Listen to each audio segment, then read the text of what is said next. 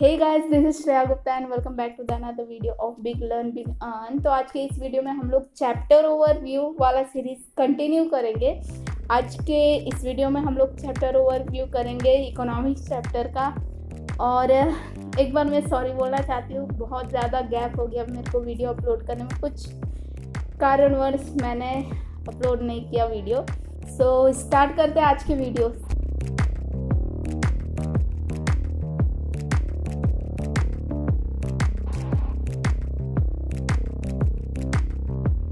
सो chapters की बात करें इकोनॉमिक्स सब्जेक्ट की, उसमें पूरे ओवरऑल 10 चैप्टर्स है। देखा जाए तो पूरे 11 चैप्टर है, क्योंकि थर्ड चैप्टर को ए और बी पार्ट में दे दिया जो फुल फ्लैश पूरा चैप्टर है।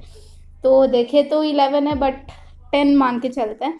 स्टार्टिंग इसमें 2 पार्ट्स होंगे इकोनॉमिक्स के, एक माइक्रो होंगे और एक मैक्रो। माइक्रो मतलब क्या, मतलब कोई भी एक बुक है उसके एक टॉपिक को डिटेल में पढ़ना, मतलब कोई भी छोटे टॉपिक को डिटेल में पढ़ना, उसको हम लोग माइक्रो बोलेंगे। एंड मैक्रो इस पूरे बुक का समरी अगर ले लिए तो वो मैक्रो स्टडी हो जाएगा। तो ये इकोनॉमिक्स में पूरे 10 चैप्टर्स है, उसमें तो एक कुछ पार्ट माइक्रो में आ जाएंगे, कुछ आपके मैक्रो में आएंगे। तो इस वीडियो में हम लोग पूरे माइक्रो चैप्टर्स की बात करेंगे। सो फर्स्ट चैप्टर है, उसमें introduction to micro and macro, जो आपका माइक्रो में आ जाएगा।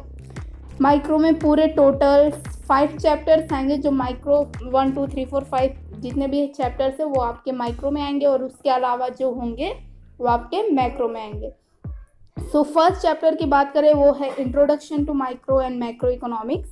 सेकेंड है यूटिलिटी, और थर्ड है आपका, थर्ड ए है डिमांड एनालिसिस, और थर्ड बी है इलास्टिसिटी ऑफ डिमांड, और फोर्थ चैप्टर है supply analysis, and fifth chapter है आपका फॉर्म्स ऑफ मार्केट। तो ये ओवरऑल 5 चैप्टर्स है जो आपके माइक्रो इकोनॉमिक्स में आएंगे। फर्स्ट चैप्टर आपका आता है introduction to micro and macro economics. तो पहला टॉपिक उसमें क्लियर आउट होगा आपका माइक्रो इकोनॉमिक्स। माइक्रो इकोनॉमिक्स में हम लोग उसके मीनिंग, डेफिनेशन, और फिर उसके बाद उसकी स्कोप कौन कौन कैसे है, उसकी थियरीज पढ़ेंगे, theory of product, factor of economic welfare. ये 3 टॉपिक्स रहेंगे थियरी वाले में। फिर उसके बाद नेक्स्ट टॉपिक आ जाएगा, आपको उसके फीचर्स पढ़ने होंगे और उसके इम्पोर्टेंस। फिर वैसा सेम ही है आपका मैक्रो इकोनॉमिक्स के लिए। तो मैक्रो में भी हम लोग डेफिनेशन, मीनिंग, ये सब पढ़ेंगे। उसके बाद उसकी स्कोप पढ़ेंगे, फिर उसके फीचर्स, फिर उसके इम्पोर्टेंस में माइक्रो एंड मैक्रो इकोनॉमिक्स में। सेकेंड चैप्टर आता है आपका यूटिलिटी एनालिसिस। अब ये चैप्टर में हम लोग कौन कौन से टॉपिक्स कवर आउट करेंगे, पहले तो मीनिंग, यूटिलिटी का मतलब क्या होता है वो पूरा क्लियर आउट होगा। फिर उसके बाद फीचर्स, उसके टाइप्स पढ़ेंगे, उसके कॉन्सेप्ट पढ़ेंगे, टोटल यूटिलिटी और मार्जिनल यूटिलिटी के हिसाब से उसके रिलेशनशिप बाद में पढ़ेंगे, relationship between total utility and marginal utility. फिर हम लोग उसमें लॉ ऑफ DMU पढ़ेंगे, जो है डिमिनिशिंग मार्जिनल यूटिलिटी, उसके अजम्पशन, एक्सेप्शन, ग्राफ, शेड्यूल, ये पूरा डिटेल बहुत बड़ा टॉपिक है बट इम्पॉर्टेंट है। वो 7 to 8 मार्क्स का आता है। फिर उसके बाद relationship between marginal utility and price utility, एक बार हम लोग टोटल और मार्जिनल के बारे में पढ़ेंगे। फिर उसके बाद marginal utility and price utility. ये हम लोग का हो गया सेकेंड चैप्टर, जो है यूटिलिटी एनालिसिस। तो नेक्स्ट चैप्टर आपका आता है थर्ड ए, जो है डिमांड एनालिसिस। उसमें हम लोग क्या क्या पढ़ेंगे, उसके मीनिंग, डेफिनेशन, डिमांड शेड्यूल क्या होता है, इन सब के बारे में पूरा डिटेल में पढ़ेंगे। फिर उसमें हम लोग पढ़ेंगे टाइप्स ऑफ डिमांड। उसमें आ जाएगा आपका direct demand, indirect demand, complementary demand, competitive, फिर कंपोजिट। ये कुछ 5 पॉइंट्स है, मतलब 5 टाइप्स हैं डिमांड के। फिर उसके बाद डिमांड शेड्यूल हम लोग इसमें इंडिविजुअल और मार्केट डिमांड, ये दोनों पढ़ेंगे।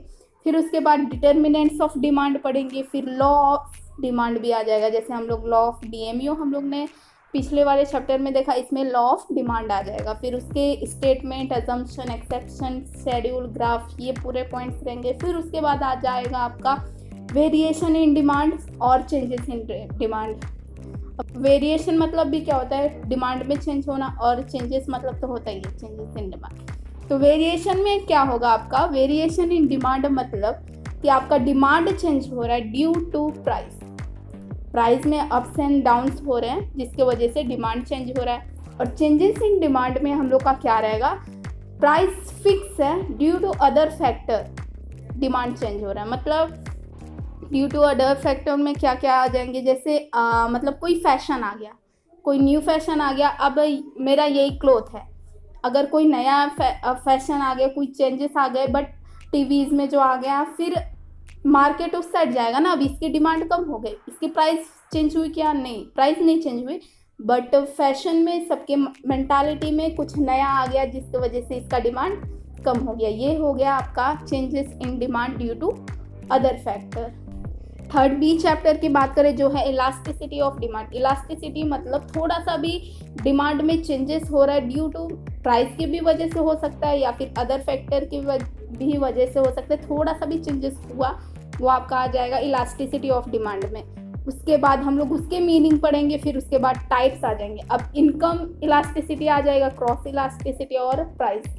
तो यहाँ पे प्राइस के भी हम लोग बहुत सारे टाइप्स देखेंगे जो है perfectly elastic, perfectly in elastic, unitary, relative elastic and relative in elastic, ये कुछ टाइप्स हो जाएंगे। और थर्ड टॉपिक उसमें आ जाएगा method of measuring price elasticity, मतलब प्राइस इलास्टिसिटी डिमांड जो है उसको मेज़र कैसे करेंगे वो पूरा डिटेल में उसमें रहेगा। फिर उसके बाद आ जाएगा आपका टॉपिक जो है factors influencing elasticity of demand and next point is importance of elasticity of demand. ये सब इम्पोर्टेंस उसका क्या है वो भी पता चल जाएगा। ये पूरे हो गया है आपके थर्ड बी चैप्टर का जो है आपका इलास्टिसिटी ऑफ डिमांड।